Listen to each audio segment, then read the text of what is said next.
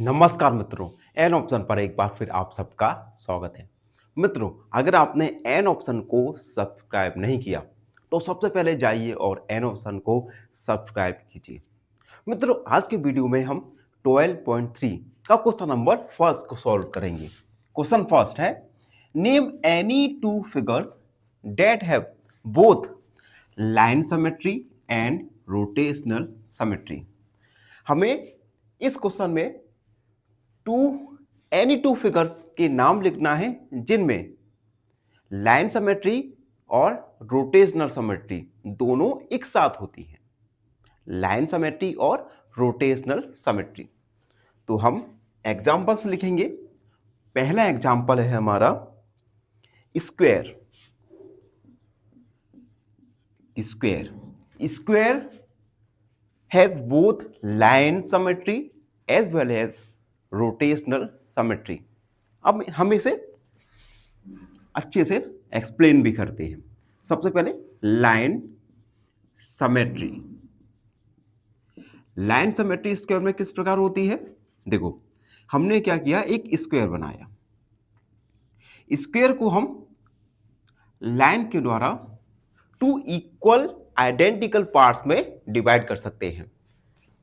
एक horizontal line के द्वारा भी कर सकते हैं एंड इनके डायगोनल्स के द्वारा भी इसे टू इक्वल पार्ट्स में डिवाइड कर सकते हैं। तो यह है स्क्वायर में लाइन सिमेट्री। अब हम बात करेंगे रोटेशनल सिमेट्री के बारे में। रोटेशनल सिमेट्री स्क्वायर में किस प्रकार से रोटेशनल सिमेट्री होती है?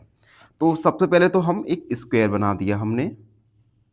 अगर मैं इस स्क्वायर को, मान लो हम अभी यहां पर हैं, ये हमने मार्क कर दिया। मान लो हम इस स्क्वायर को फर्स्ट टाइम रोटेट करें। जैसे हमने इस स्क्वायर को रोटेट किया 90 डिग्री, तब भी ये जो स्क्वायर है ये सिमेट्री में आएगा। इट मींस हम जब इस स्क्वायर को 90 डिग्री रोटेट करेंगे, रोटेट कर रहे हैं तो रोटेशनल सिमेट्री होगा। ठीक है, अगेन इस स्क्वायर को हम 90 डिग्री रोटेट करें, अगेन ये सिमेट्री होगा स्क्वायर। एंड अगेन हमने इस स्क्वायर को 90 डिग्री रोटेट किया एंड अगेन इसे 90 डिग्री रोटेट किया। अब देखो, एक फुल रोटेशन में स्क्वायर 4 टाइम्स सिमेट्री में आ रहा है, तो order of symmetry, order of rotational symmetry हो जाएगा 4। इतना क्वेश्चन में पूछा नहीं, लेकिन मैंने बता दिया। ठीक है, तो पहला एग्जांपल तो स्क्वायर है। अब दूसरा एग्जांपल है इक्विलैटरल ट्रायंगल। दूसरा example equilateral triangle. Equilateral triangle एक ऐसा ट्रायंगल होता है जिसमें सभी साइड इक्वल होती हैं, इसीलिए इस ट्रायंगल का नाम ही है इक्विलैटरल ट्रायंगल। यह है इक्विलैटरल ट्रायंगल। अब हम इस इक्विलैटरल ट्रायंगल में सबसे पहले तो लाइन सिमेट्री को ड्रॉ करेंगे। तो हम लिखेंगे लाइन सिमेट्री।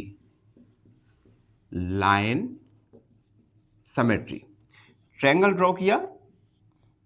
अब देखो, इस ट्रायंगल में सभी साइड इक्वल हैं, तो हम इससे